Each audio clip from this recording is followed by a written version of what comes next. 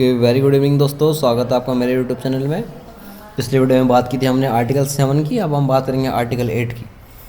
Article 8 जो कि part second में आता है,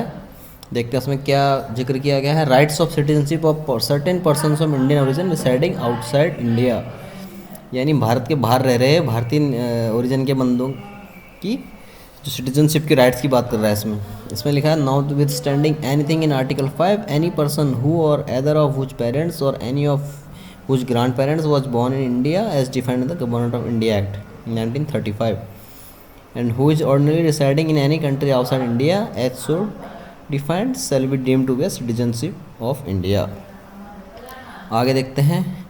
If he has been registered as a citizen of India by the diplomatic or consular representative of India in the country where he is for the time being residing on an application made by him, therefore,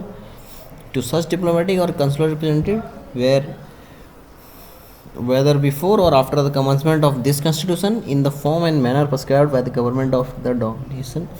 of India or the government of India। तो इसमें बोल रहा है पहले point में कि कोई भी व्यक्ति जिसके माता पिता में से कोई एक या ग्रैंड पेरेंट में से कोई एक भारत में पैदा हुआ है वो, और अभी टेम्परेरी बेस पे आउटसाइड इंडिया रह रहा है, तो उसकी सिटीजनशिप बरकरार रहेगी अगर उसने रजिस्टर्ड किया है as a citizen of India by the diplomatic और consular representative of the India in the country, यानी जिस कंट्री में वो रह रहा है वहाँ पे जो उसके डिप्लोमेटिक या कॉन्सुलर रिप्रेजेंटेटिव हैं, जो एम्बेसी में लोग रहते हैं, जो वीज़ा बनाते हैं, उससे उसने रजिस्ट्रेशन करवा रखा है। और जहाँ वो टेम्परेरी रह रहा है और उसने एप्लीकेशन डाला है उस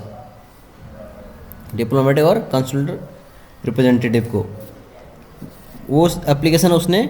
वेदर बिफोर और after the commencement of this constitution, यानी इस कॉन्स्टिट्यूशन के शुरू होने से पहले या बाद में जब भी उसने एप्लीकेशन डाली हो, कोई बात नहीं है, कोई दिक्कत नहीं है इसमें, उसको कॉन्स्टिट्यूशन के इस आर्टिकल के अनुसार सिटीजनशिप मिलेगी। आगे देखते हैं, हिंदी में लिखा है भारत के बाहर रहने वाले भारतीय उद्भव के कुछ व्यक्तियों के नागरिकता के अधिकार। अनुच्छेद 5 में किसी बात के होते हुए भी कोई व्यक्ति जो या उसके माता या पिता में से कोई अथवा पितामह या पितामही या मातामही में से कोई मूल रूप में यथा अनियमित भारत शासन अधिनियम 1935 में परिभाषित भारत में जन्मा था और जो इस प्रकार परिभाषित भारत के बाहर किसी देश में मामूली तौर से निवास कर रहा है, भारत का नागरिक समझा जाएगा यदि वह नागरिकता प्राप्ति के लिए भारत डोमिनियन की सरकार द्वारा या भारत सरकार द्वारा विहित रूप में रीति से अपने द्वारा उस देश में जहाँ वह तत्समय निवास कर रहा है।